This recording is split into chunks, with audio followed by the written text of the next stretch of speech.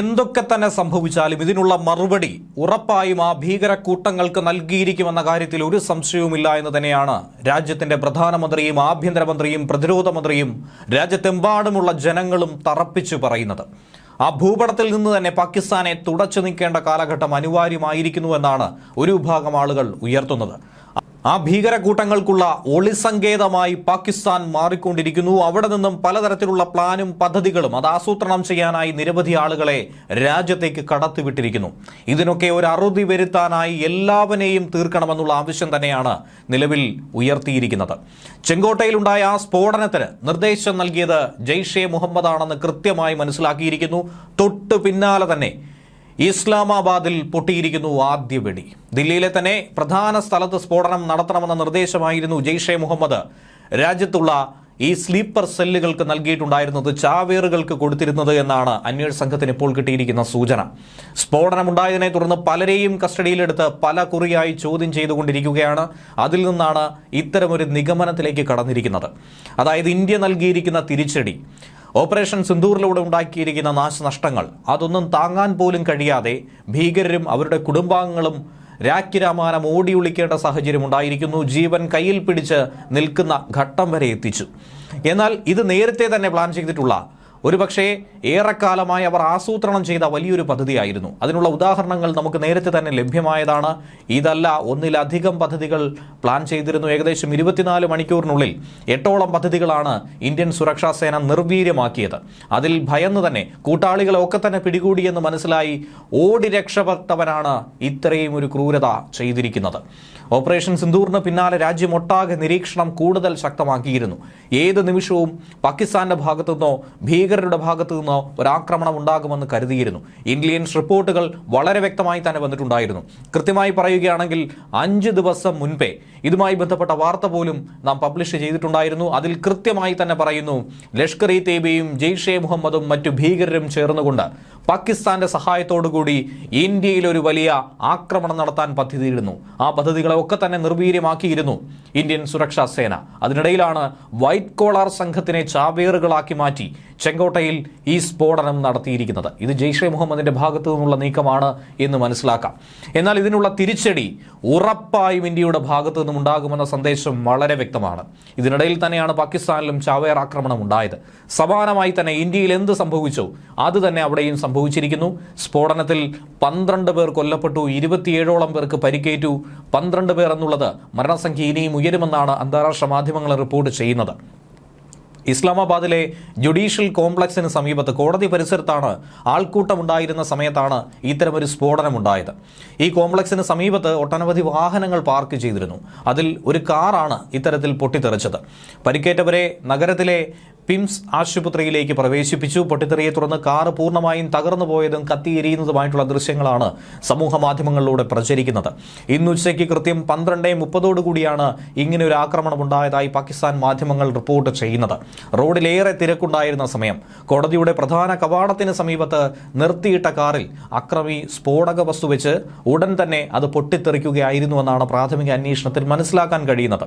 എന്നാൽ ലക്ഷ്യമുണ്ടായിരുന്നത് കോടതിയാണോ നിയമപാലകരെയാണോ എന്ന കാര്യത്തിൽ ഒന്നും തന്നെ ഒരു വ്യക്തത വന്നിട്ടില്ല. സംഭവ സ്ഥലത്ത് നിന്നും 6 കിലോമീറ്റർ അകലെ വരെ സ്ഫോടന ശബ്ദം കേട്ടെന്നാണ് റിപ്പോർട്ട് സൂചിപ്പിക്കുന്നത്. അത്രയധികം പ്രകമ്പനം സൃഷ്ടിച്ച ഒരു മഹാസ്ഫോടനമായിരുന്നു അവിടെ ഉണ്ടായത്. സ്ഫോടനത്തിൽ നിരവധി വാഹനങ്ങൾക്ക് കേടുപാടുകൾ സംഭവിച്ചു. സുരക്ഷാ ഏജൻസികളാകട്ടെ പ്രദേശത്ത് നിരീക്ഷണവും കൂടുതൽ കർശനമാക്കി. ഇസ്ലാമാബാദിലും റാവൽപിണ്ടിയിലുമൊക്കെ അതീവ ജാഗ്രതാ നിർദ്ദേശം തന്നെയാണ് നൽകിയിരിക്കുന്നത്.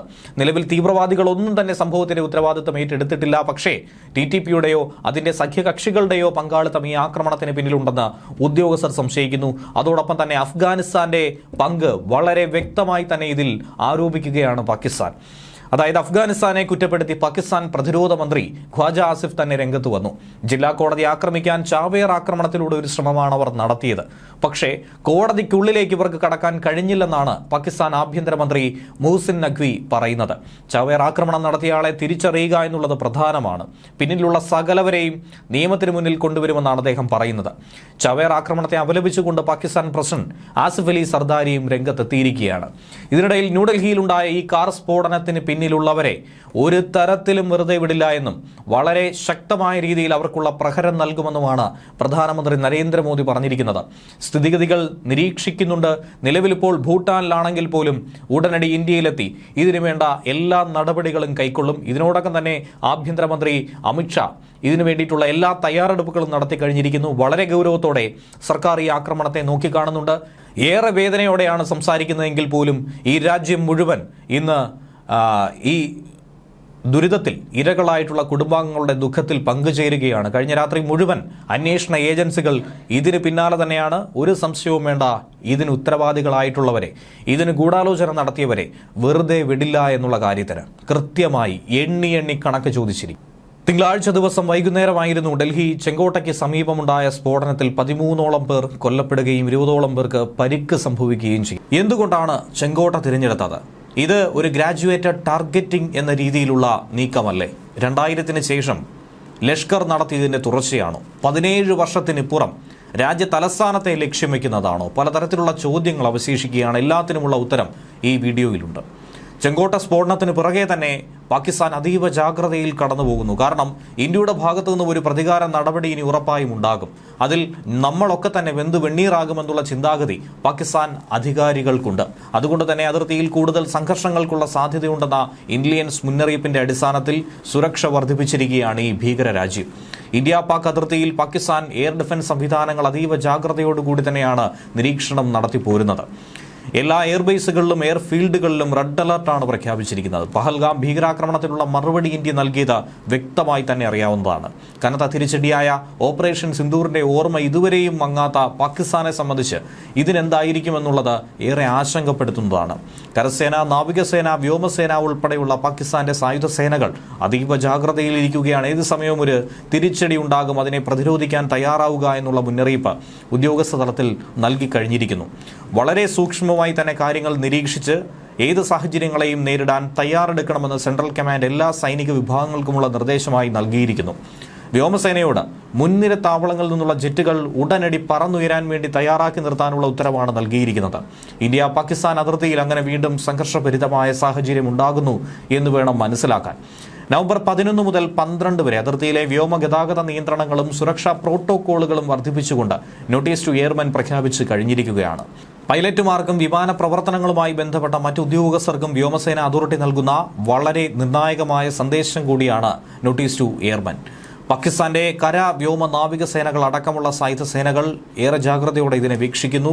സ്ഥിതിഗതികൾ നിരീക്ഷിച്ചുകൊണ്ട് അതിനെ ഏത് തരത്തിലും പ്രതിരോധിക്കാൻ വേണ്ടി തന്നെയാണ് തീരുമാനിച്ചിരിക്കുന്നത്. ഏത് നിമിഷവും ഒരു ആക്രമണം ഇന്ത്യയിൽ നിന്നും ഉണ്ടാകുമെന്നാണ് പാകിസ്ഥാനിൽ അലയടിക്കുന്ന പൊതുവികാരം.